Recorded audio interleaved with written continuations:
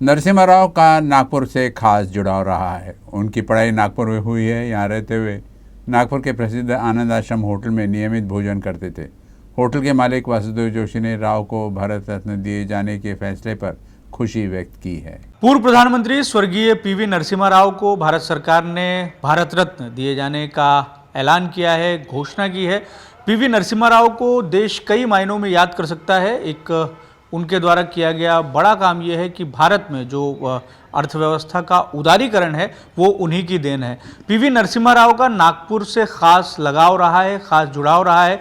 उनकी शिक्षा दीक्षा यहीं हुई है और इस वक्त मैं जहां खड़ा हूं ये नागपुर शहर का एक तरीके से हम कह सकते हैं कि ऐतिहासिक आनंद आश्रम होटल है और यहीं पर नरसिम्हा राव जब अपने एलएलबी करने के दौरान जब नागपुर में रहे तो यहीं उन्होंने दोनों समय का भोजन खाया।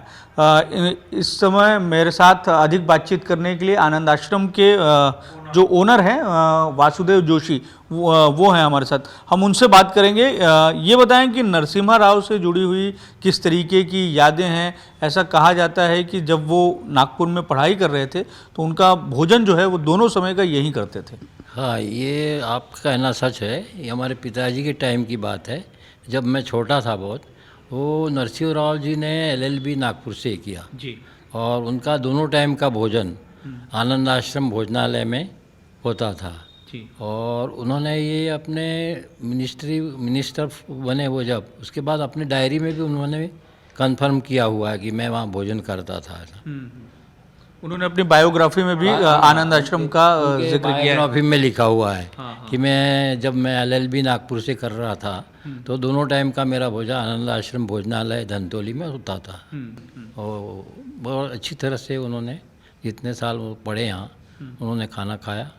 हमारे पिताजी और उनका अच्छा संबंध था।